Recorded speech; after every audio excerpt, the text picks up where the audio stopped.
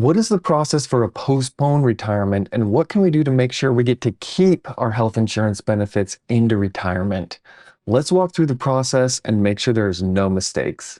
I'm JT, and this is All About FERS. Let's first look at the requirements for a postponed retirement and the difference between a postponed retirement and a deferred retirement. To qualify for a postponed retirement, you have to achieve your minimum retirement age and have at least 10 years of service. A postponed retirement means that you're going to separate from service, put all of your benefits on a shelf. This is your FEHB, this is your pension, and you're going to wait until you've achieved one of the immediate retirement qualifications.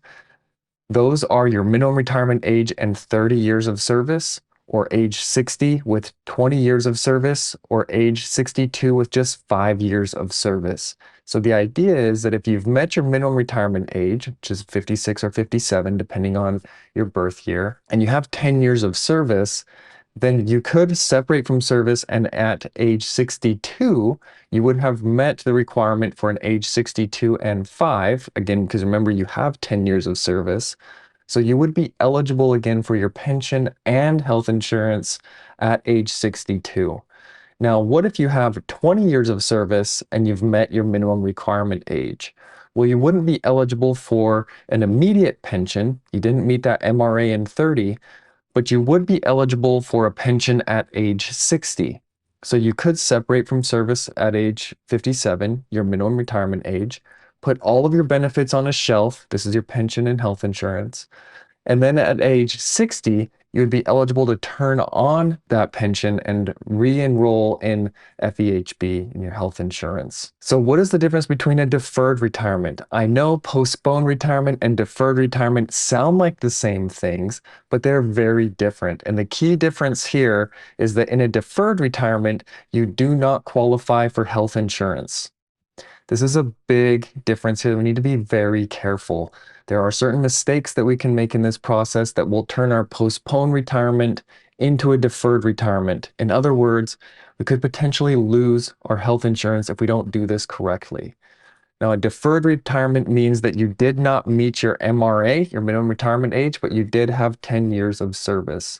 So similarly, you could put your pension on a shelf, you could separate from service at something less than your minimum retirement age, and then at age 62, you can turn on your pension and be eligible for that. However, you're not eligible for health insurance. So what documents do you need for a postponed retirement? Well, when you separate from service at your minimum retirement age, there are really no documents. You don't fill out the application for a postponed retirement at that time. You simply separate from service. Now, this might require an SF-52, but it's going to depend on your agency. So speak with your HR about their process for separating from service and follow that. You simply quit. You simply walk away from your job, which I know is nerve-wracking, but you have achieved your minimum retirement age and you do have the 10 years of service. Some things that you'll want to do in preparation is gather up all the documents. We're always encouraging to keep all the documents in your own records.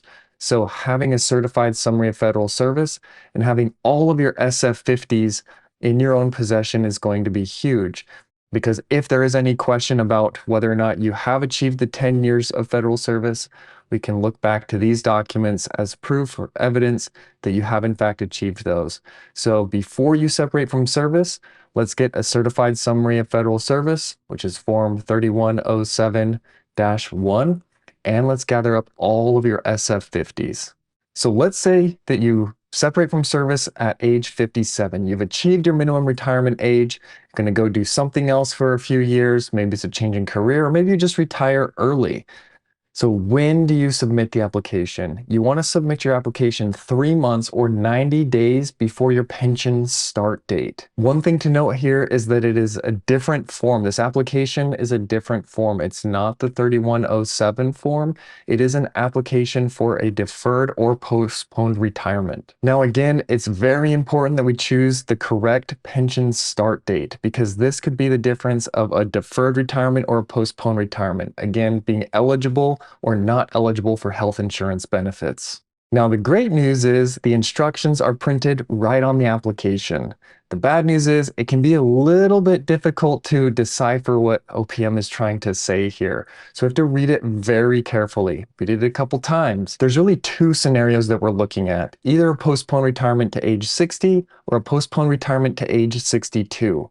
So if you are targeting that age 60, which means that you have at least 20 years of service, the instructions on the application read, your annuity commences the first day of the month after your 60th birthday. So what does that mean? It means, for example, if your birthday is on September 5th, then your annuity commencement date would be October 1st. So you've achieved age 60 and the commencement date is the first of the following month. Now, what if we're looking at age 62? And the instructions are a little bit different. They read, the first day of any month, which is at least 31 days after OPM receives your application for retirement if you have reached your MRA, but before your 62nd birthday. So again, you have to read that a few times here, but it's going to be really important that we follow the directions. So for example, going back to if your birthday's on September 5th, then we need to choose September 1st as our start date. It needs to be the first of the month before you turn 62. So in our last example, we achieved age 60 and the commencement date was the following month.